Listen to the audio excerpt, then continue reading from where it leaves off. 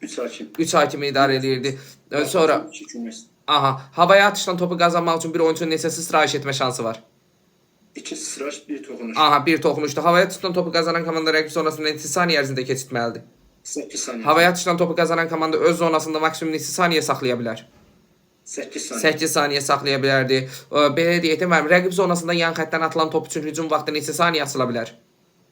14 saniye. Rəqib zonasında topu rəqibin əlindən aldıqda sizin üçün hücum vaxtı neçə saniyə açılırdı? 24 saniye. 24 saniyə açılırdı. 24 saniyə ərzində topu rəqibin səbətinə atmasanız oyun hardan başlayır? Hakim gösterdiği. Hakimin göstərdiyi yerinə. Rəqib üçün neçə saniyə vaxt açılırdı? 14 saniye. Yox, 24 saniyə.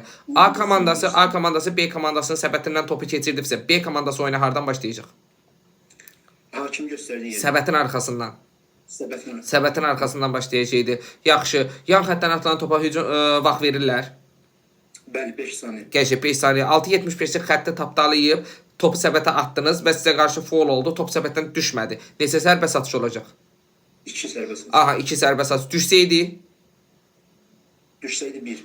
Komanda faul limitini doldurmadan edilən faullar oyuna hardan başlayırdı? Hakim gösterdiği. Hakimin göstərdiyi yerdə hansı topla başlayırdı? Mübahisəli topla. Mübahisəli top. Mübahisəli topla başlayırdı. Yaxşı, bir oyunçu bilərəkdən topu öz səbətinə atarsa nə olurdu? Qayda pozuntusu. Təsadüfən atardısa? Rəqib komandanın kapitanlıq yerinə? Rəqib kapitanına 2 xal. Kapitanı çıxar. Bir oyuncu hakimə neçə dəfə etiraz etdikdə oyuncu oyundan diskvalifiyə olunur? 2-ci dəfə. 2 dəfə. Hər etirazı nə kimi qeydə alınır? Faul kimi. Hər etirazı bir texnik faul kimi qeydə alınırdı müəllim. Faul kimi. Super Aynar müəllim, təşəkkür. Basketbol neçə hissədən ibarətdir? Basketbol 2 hissədən. Hissələr arası fasilə nə qədərdir? 2 dəqiqə. Hissələr arası fasilə 15 dəqiqədir. Sonra gəldik nəyə? Bir komanda oyunu neçə dəqiqə keçdikdə texniki məğlubiyyətə düşür? 15 dəqiqə. 15 dəqiqə keçdikdə nəyə düşürdü? Texniki məğlubiyyətə düşürdü. Meydana neçə nəfərlə gəldikdə texniki məğlubiyyətə düşür? Meydanda 5-dən az. Meydanda 5 nəfərdən az oyuncu ilə 5-dən az ilə gəldikdə texniki məğlubiyyətə. Bəs oyun zamanı neçə nəfərlə qaldıqda düşür?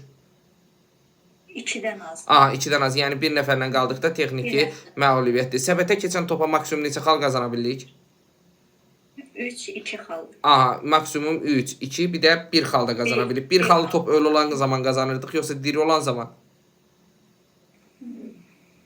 Məncə diri. Top ölü olan zaman 1 xal qazanırıq. Sərbəst atışlar zamanı.